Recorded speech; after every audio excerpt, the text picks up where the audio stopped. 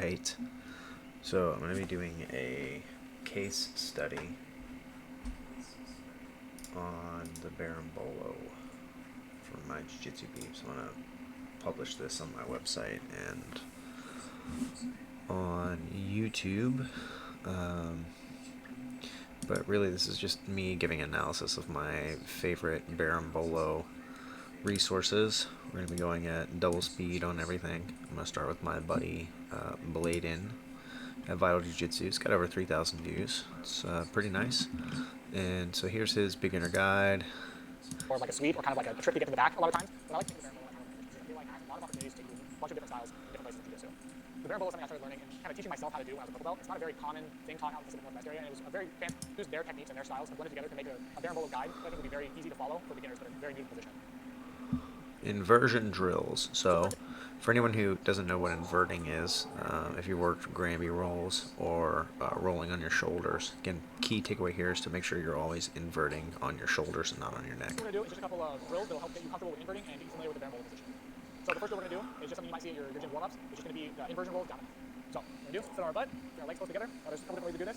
The easy one is to bring your hands together, or you can even take your hands and invert to that side and just put it behind your back. Now what I'm going to do is I'm going to tuck my chin, trying to bring my forehead as close to my lap as possible, and I'm going to roll over my shoulders from side to side, and trying to keep my head tucked underneath as best I can, while also keeping my feet as close to the mat as possible. Right, so bring my hands together, tuck my chin, I roll, keep my feet close to the mat, and I roll all the way to my head. The back, same thing, I'm using my hand behind my toes, do the same side, switch to the other side, go back. Yeah, alright. We all know what inversion is, Bladen. Thank you.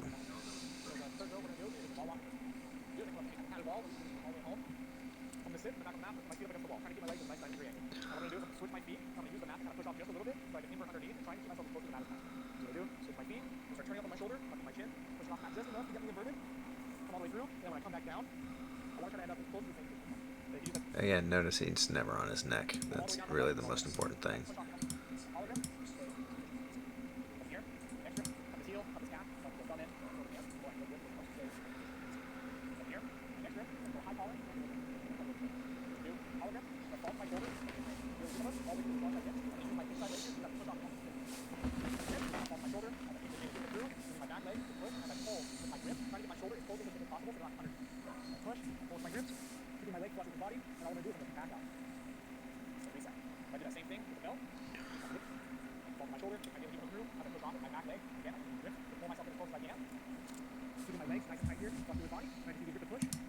Notice how close his head and shoulder are to Steve's butt here. That's really what you need. You need to make sure that you're getting really close to your opponent when you're doing your inversion. The further away, the harder it's going to be. Also, you got to be careful just leaving your feet out here, as people can start to try to footlock and counter you.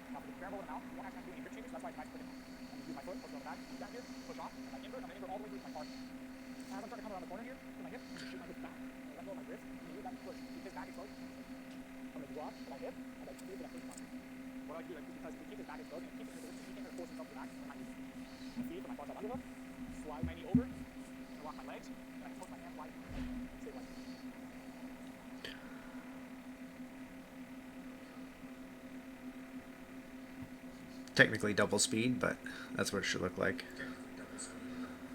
And so I think that's the first thing that you should be looking to do, is try to get into this modified mount position. You could also do the samurai roll out of this and get the back take directly from that.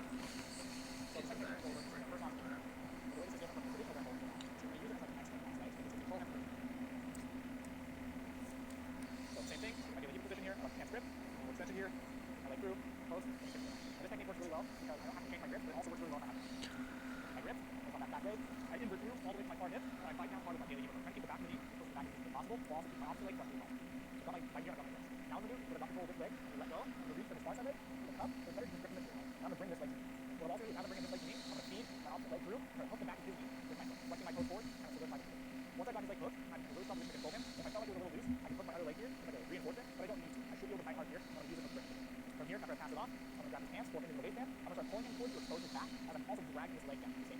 Once I've exposed his back, I can let go of the belt or the collar. So just give me any kind of shoulder on that. I'm going to keep this leg curled nice and tight to my butt as I extend this foot, bring him into my lap while I'm pulling with my grip and sit up. From here, I let go of his hands. I get that underhook on the top shoulder right away so he's not trying to wait for me. With the cuff, I pull him in a little bit, kind of expose his shoulder, so I can get my overhook, connect the hands, drill my second hook in, and I'm going to make a sink low onto the belt.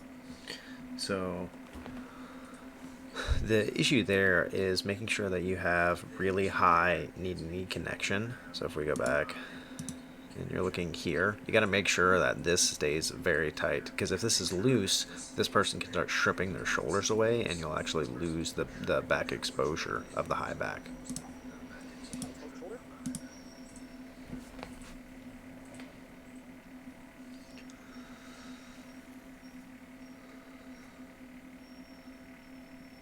That cross-eyed foot's a really good detail if you can get it.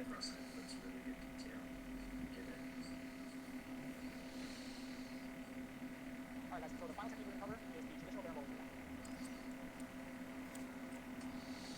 So, same entry, poking, and six back. Now this attack works really well when I poke their hand, where the previous attack, they went flat in the back, and they were low on the nose. When I poke them on their hand here, they're at a bigger risk of coming up over the top when I push my knees out of the way. So what I'm going to do here is I'm actually going to switch my grip with the belt. As I let go of the collar, I go to his belt right away. If the belt's not there, you can also get through on. So I've got his belt. The same thing, I'm going to close off my back leg, and I use my grip to pull, and my version underneath. The only difference now is I'm taking this grip one more time from the hip, all the way to the far side of the back of the knee. I grip, I close, I pull, I invert. As I'm inverting through, I let go to capture his hip here, and I pull him in. I keep him nice tight. I don't have to worry about gripping any material. I just want to hug this tight, keeping him in this close leg. Now that grip change works really well because it actually pulls his hip directly onto my foot. Same thing, I get a nice tight bite here, curling my heel down to my butt. From here, I'm going to let go of this grip.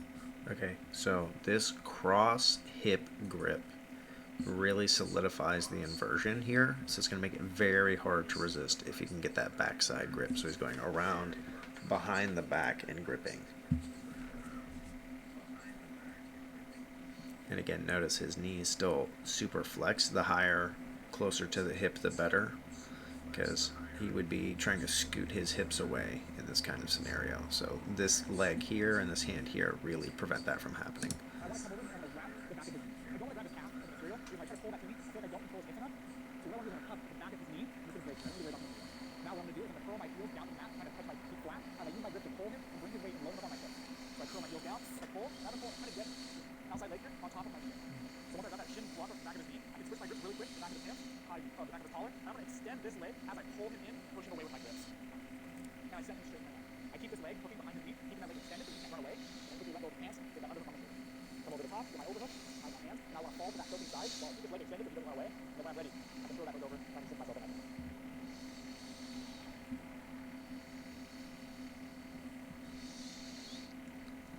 Alright, so thanks to my buddy Bladen. As I always say, my oldest training partner just had a birthday, so now he's really an old man. Actually, today's his birthday, so happy birthday, Bladen. Let's move on. Let's look at huge honor for me. Let's see what Mikey's input is on the Berimbolo here. Guys, today Mike is going to show us here what he more than everyone can do it. So you don't need to be flexible, you don't need to go underneath, you don't need to go upside down. There's super excited to learn it. You already showed me and I was going right, and let's do like positive. Okay, so a lot of people always say, oh, I didn't Berimbolo, they can Berimbolo, they can sit neck, right? So this is actually my favorite way to do Berimbolo. I typically do this a lot in competition, and it's a concept that I take from Belichick. And you can bring And just so you know, not every single human being ever is going to be able to do the Berimbolo. Okay, so there are just physically some people that can't do the Berimbolo. So, like, they're just people that their bodies just don't contort that way. But yeah, you should not be feeling pressure on your neck when you're Berimboloing, because you should be Grambying, and that Gramby should prevent you from being on your neck.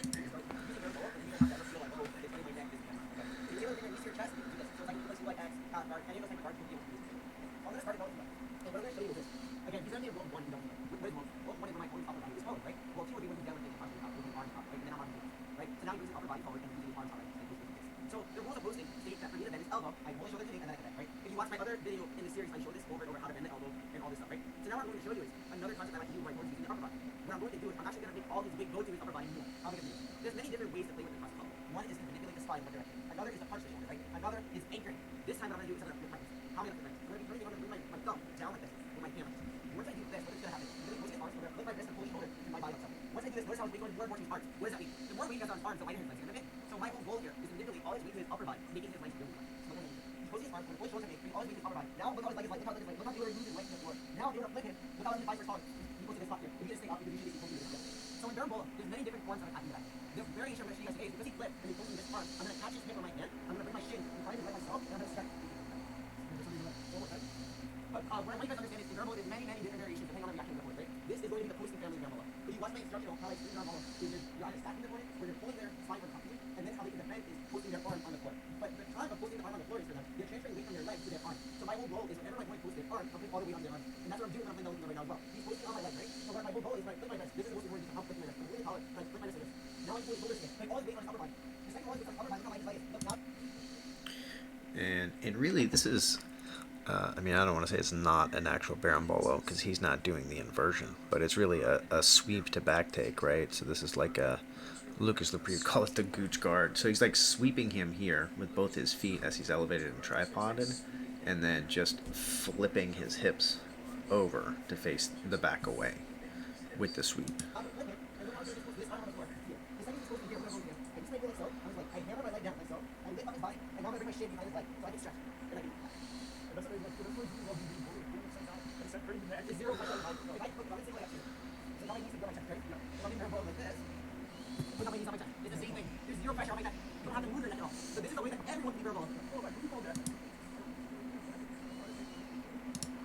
So that's just a different conceptual idea on how to set it up.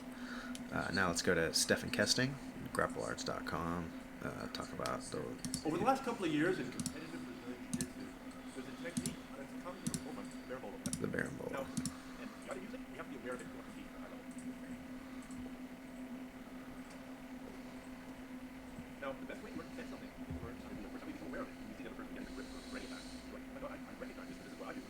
So, even if you hate it, you still learn it, you don't get caught by it. The trouble is, these are complicated with legs, arms, and all this thing upside down. So I think what I've got is the simplest way to learn Berimbolo. And it's an easy three-step process. So we're going to start out with two drills. If you can't do these drills, well, I recently made a bold claim that Berimbolo. So, first technique, first drill rather, you start out against the wall. And if you're here, your knees 90 degrees. Wall spins. Yep, kind of like what Bladen showed.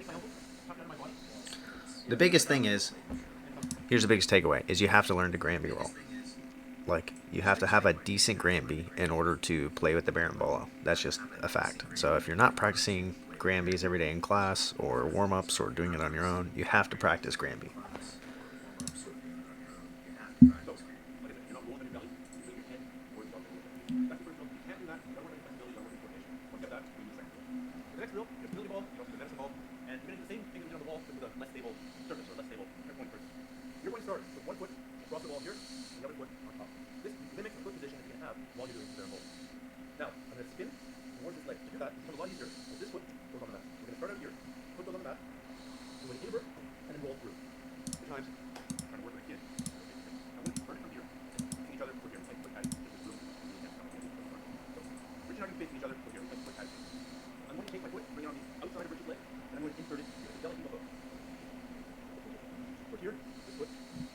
Notice this is like the most rudimentary basis. You're probably not going to hit a Berimbolo on a high-level opponent in this fashion, but this is a good, I've seen this video before, and it's a good kind of warm-up introduction.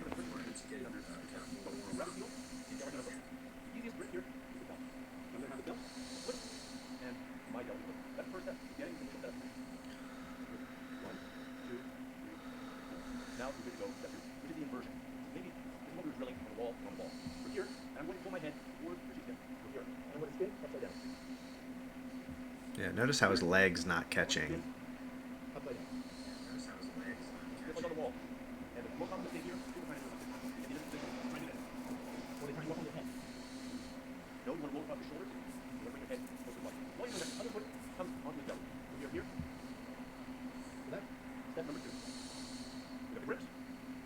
The inversion. Now, this is where a lot of the variations come in, depending on what the guy's reaction is. He pushes with his foot.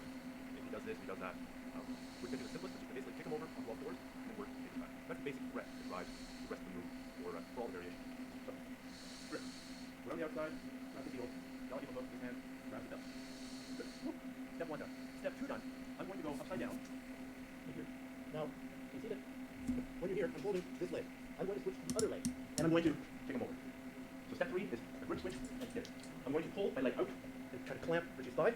And now, depending on how our bodies are, I can either jump to the seatbelt or I can climb to the the seatbelt and take it back. Let's show that from a different angle. Step 1, right side, grab the heels, don't need the hook, grab the belt. Step 2, I invert. After I invert, I'm going to switch my grip and basically lever him over with my own leg. So here, there, I switch my grip to this, from this leg to this leg, and I kick him over, kind of doing a push-pull there. That way he can't get away. I'm holding this leg, and I'm driving it with my knee. Now if he's this far away, well, maybe. So really, this is just the emphasis on controlling the opposite leg and pushing away. So let's see what Lockie has to say. Lachlan Giles should be a big fan of his if you haven't watched his content before. Here first, you get used to the roll and enter, and then we'll go through and from the lever. So again, top leg, cross, look at my legs, catching that leg. So here he's doing like the samurai roll, cupping the hip. And if you follow the 10th planet system, this is just their twister side control the back take. My right leg here, we're going to push towards his head, that's exposed, not back. He's now in step one.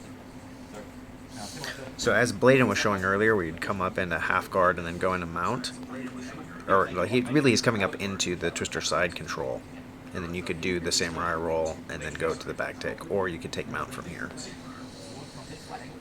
Next thing, now put both legs to the ground. So this foot on the inside of the knee, if it's out here, that gives Tom too much room to turn his hips. That's too close to the knee, pushing down. Yeah, see, notice his knee staying really close. Will help to elevate Tom's hips. If I don't, And his right knee is wedging the hips of his opponent. back from that. With my right leg, now with my left, and I still stomp with my right leg, but pressing the hips. Now it's back. So from here, I'm already holding on to the hips. Change to the back. I'm going to change my leg positioning now. So both feet are out here. So now he's switching his leg position. Man, this video is like super choppy. And then he's going into like the figure 4 lock there. That hook is really important. If you can get that hook like that and extend your leg, you're most likely going to take the back. Let's now do that from belly. So let's now do it from belly. Can do the same motion, but it's a bit extra stuff to get that started. Okay. So got the collar like this. I've got the ankle. I'm gonna reach my elbow deep with that. It helps me pull on this angle really well. So the more I mean, the more I pull towards. So again, everything's based off of how you do the Delahiva, and so this is just a different weightish sweep Delahiva style that Lachlan plays. So this is just a different setup, but all the mechanics are the same. Bringing the head in, getting the hook deep. I don't know what the beeping is from My the. aim, get my right thigh, just like we had in the earlier move, attached to his stomach here. Now invert underneath, tuck my head through, and shoot my right thigh to that. Okay? See where my left leg is? We're in that same position, but I don't have the thigh hip yet.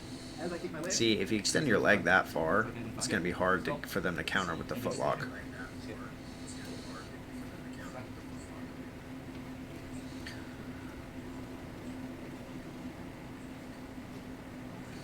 Hip control, hook control, back control. Yeah, because he's lying flat, I can't reach the thigh hip. I can't get the thigh hip. When I get my legs in position, and I start to bring that hip.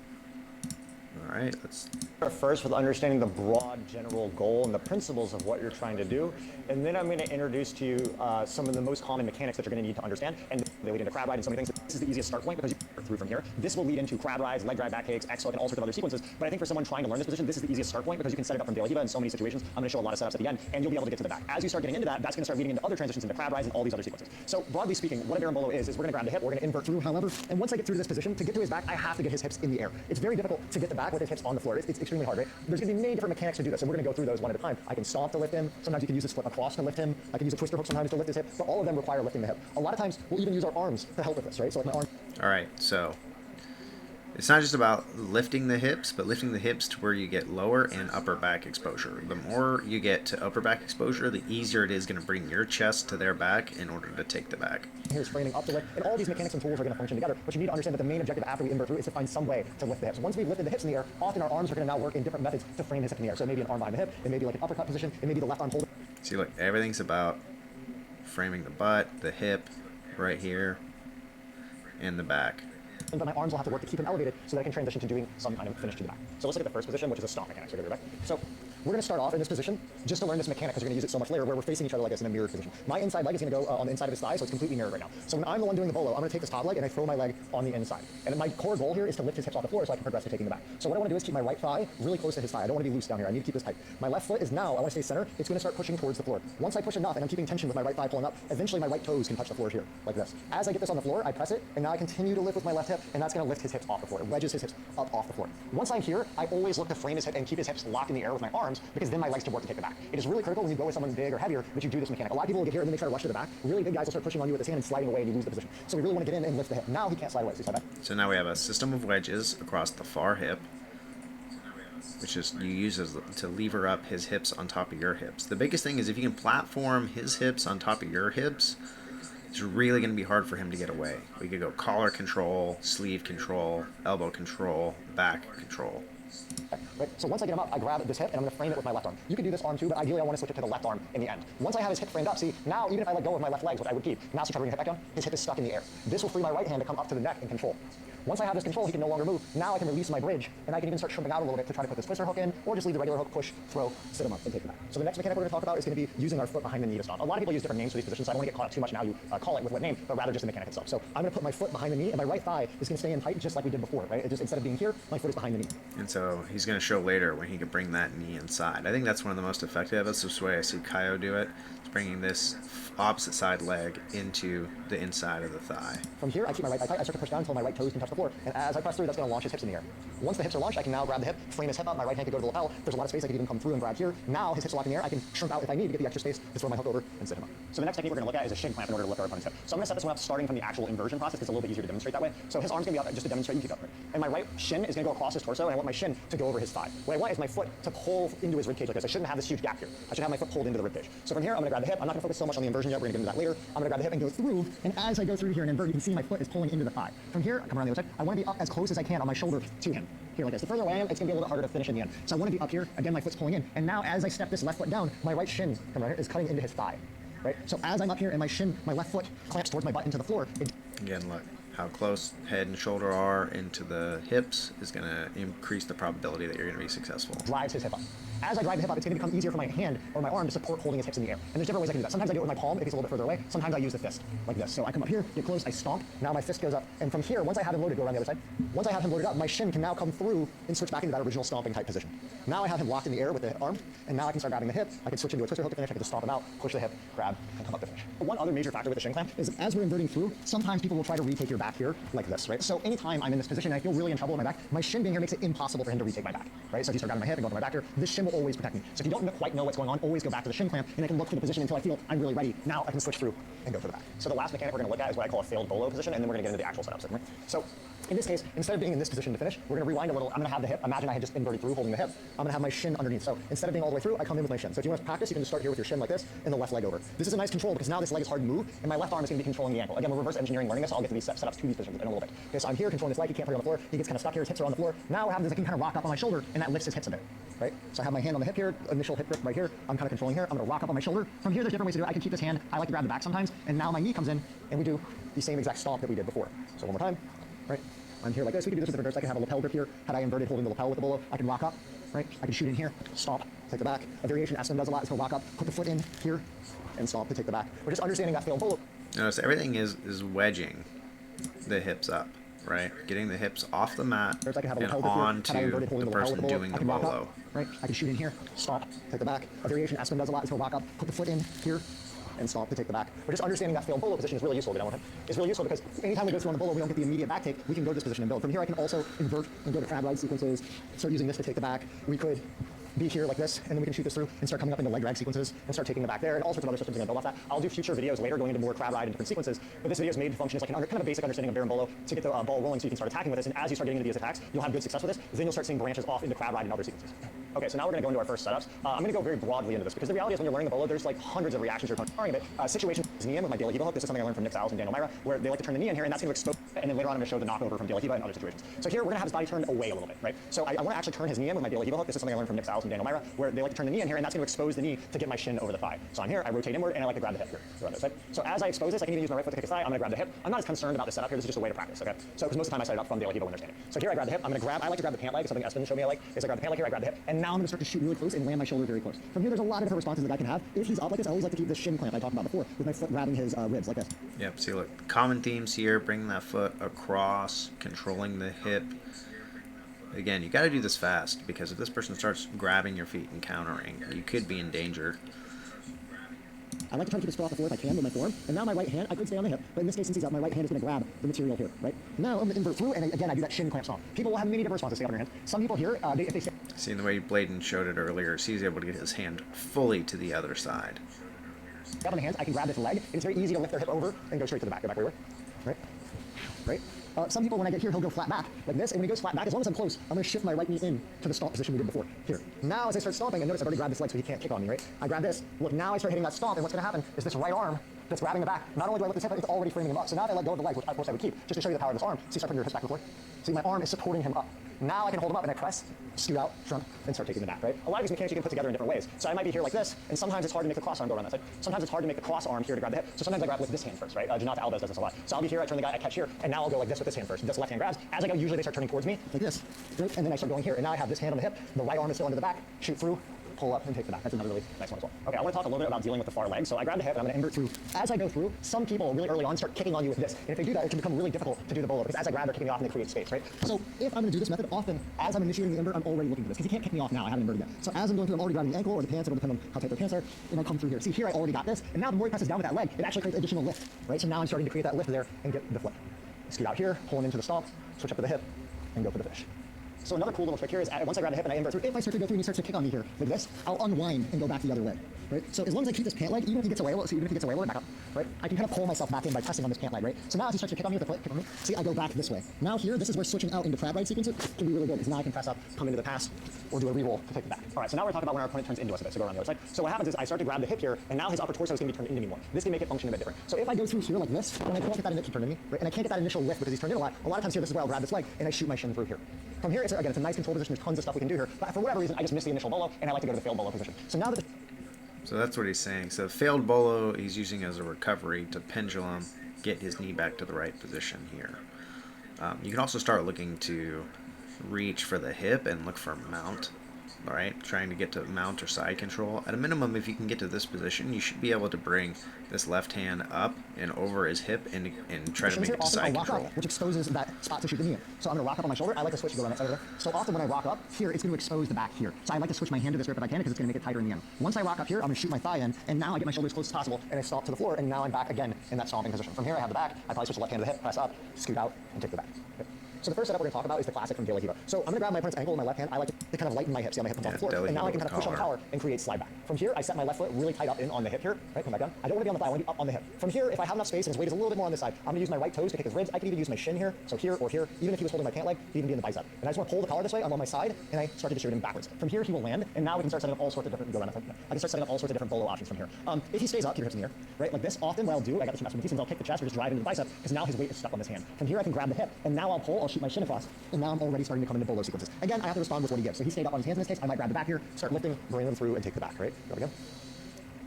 So if I'm here and I knock him over and he falls to his hip, often here I don't like to let go to the hip immediately because if he's on his hip or especially his elbow, go back down your elbow, right, your elbow.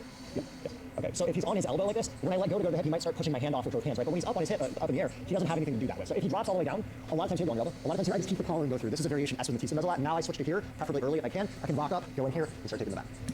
One. So one really cool thing. He shows a bunch of different setups, but I want to if I have double sleeve here and I'm like trying to get my hip and he holds elbow tight, go around that side. As I try to go here, I can set the hook, and I'm just one grip change away from doing a bolo with the sleeve, for example. Go up. If I'm playing collar sleeve, I could be here like this, attacking omoplatas and triangles, collar sleeve. I set the hook, I'm one grip change away, grabbing here, blocking, and creating the off balance, coming through, and building to the back. So really cool setup from top is anytime I'm in De La Hiva and I trap this leg here, if I get this collar for a knee cup, I'm only a quick turn away from a bolo. Because if you see here, this is the shin clamp positioning. My leg isn't across his torso, but the mechanical work just the same. So if I'm here like this and I get the collar, I'll trap this guy. I'm going to shoot my right shoulder over here, and see I'm already in the bolo position here.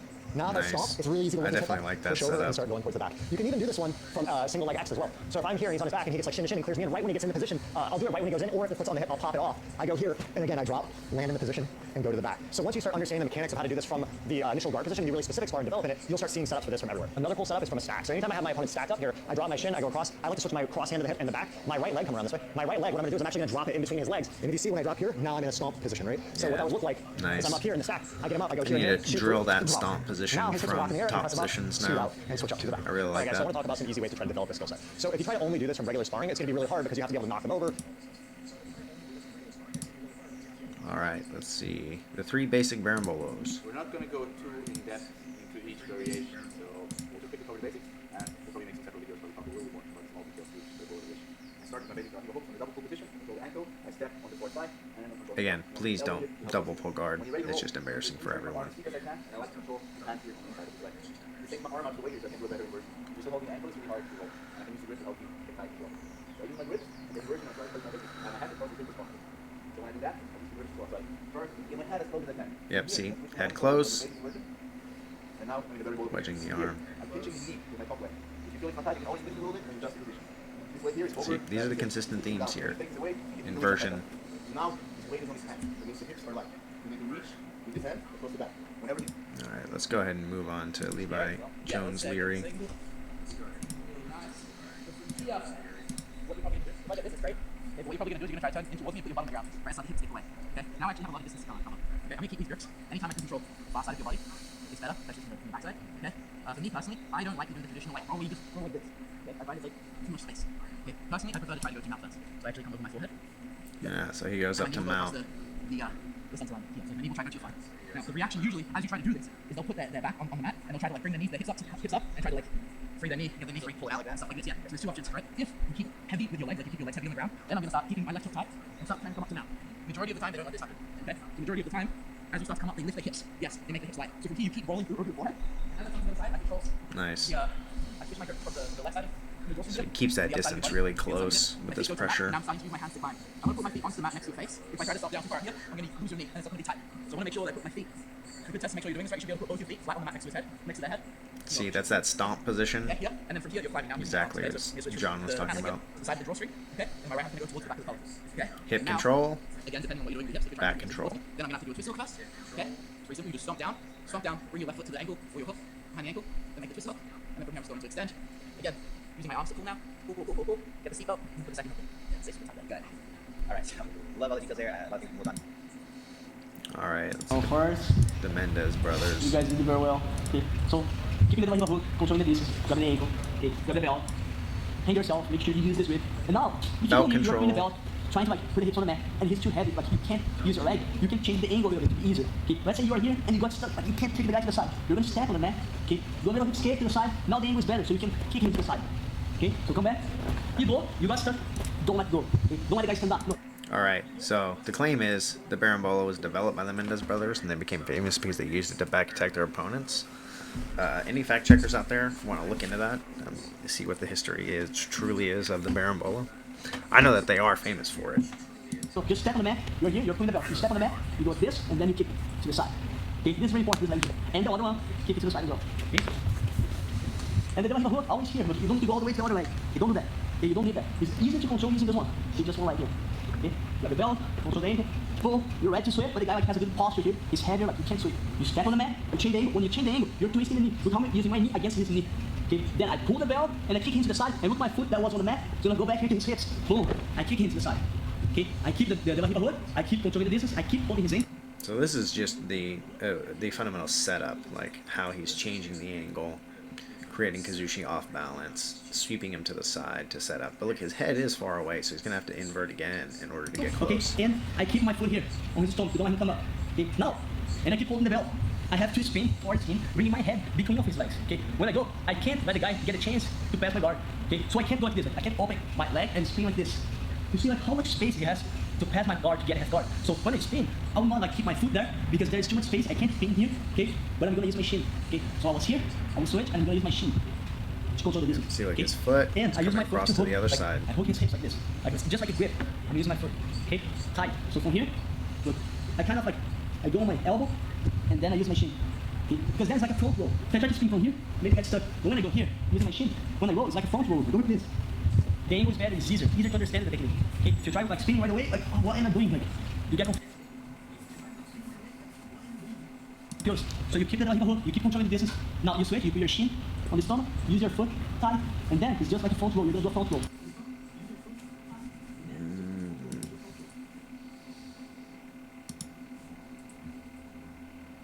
My camera froze. Okay, that's wonderful. Let's be right back.